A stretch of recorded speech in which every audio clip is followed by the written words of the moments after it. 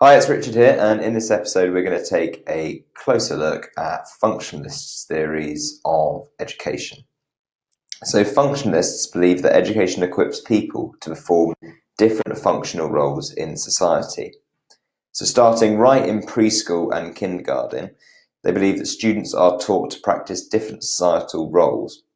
And the French sociologist Émile Durkheim, who lived from 1858 to 1917, said that schools are, and I quote, socialization agencies that teach children how to get along with others and prepare them for adult economic roles.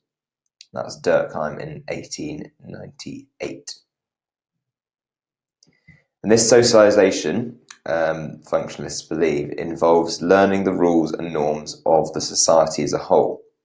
Schools teach students the diverse skills needed for a diverse workforce by letting students specialize, for example, GCSEs and A Levels. And education provides one of the major methods for upward societal mobility. And this function is called social placement. Schools and universities help students progress towards the careers they want. Secondary functions are unintended functions of schools, and you learn lots at school outside of your formal education. So, for example, you might notice an attractive student in your class that you fancy, and speaking to that student and building a relationship with them teaches you the principles of courting or trying to find a partner. Some other secondary functions are that the education system introduces students to societal networks that may last for many years and can help people find jobs after they finish schools. So another skill you learn is the ability to work with others in small groups, and this skill is transferable to the workplace, and that might not be able to be learned in a homeschool setting. So there are some of the things that schools can teach you. So the role of school is also to sort and classify students based on academic merit or potential. Now, schools identify the most capable students through testing and classroom achievements. The most capable students are allocated to the most important or challenging jobs. That's what we call the allocation function. And functionalists think that this is fair because they think education is a meritocracy. Now, a meritocracy is where everyone has equal opportunity and personal effort or merit determines your social standing.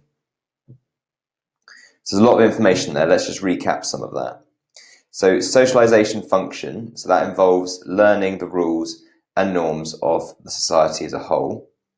Social placement is where education provides one of the major methods of upward social mobility, and schools and universities help students progress towards the careers they want. And then you've also got the allocation function, which is where schools identify the most capable students through testing and classroom achievement, and the most capable students are allocated to the most important or challenging jobs. And remember that a meritocracy is where everyone has equal opportunity and personal effort or merit determines your social standing within that. So there are some criticisms of functionalist theory of education.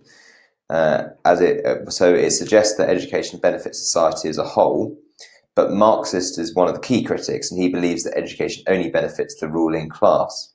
And if you think as well, feminism, they also see education as only benefiting men. So some of the criticisms of functionalist theories of education are that the functionalists, including Durkheim and Parsons, argue that education promotes the norms and values of society as a whole, and Marxist claims that education only promotes the values of the most powerful groups. Now, Hargreaves in 1982 argued that education promotes competition and individualism and not shared values. Another criticism is that, according to Durkheim, education promotes social solidarity. However, education can also be divisive because the hierarchy of schools and universities, which can separate the social classes. And some other factors to think about with functionalism is that functionalism argues that education achievements are based on merit, which is a meritocracy, but research shows that the factors such as class, gender, and ethnicity also influence achievement in school.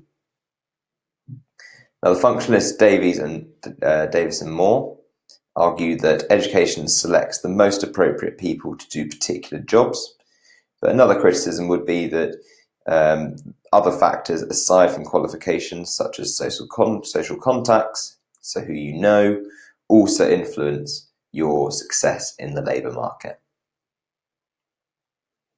So just to recap some of that again, so we've got Marxist, he claimed that education only promotes the values of the most powerful groups.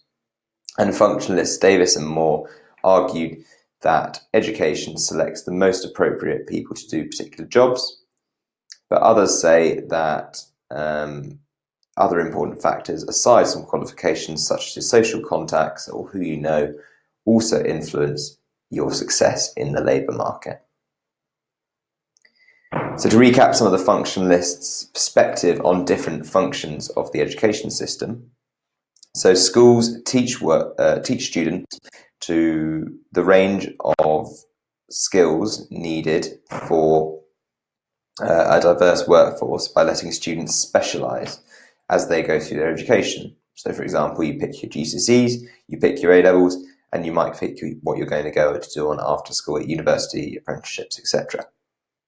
And there are also some secondary functions, they believe, of what happens at school. So you learn lots outside of the formal education setting within school.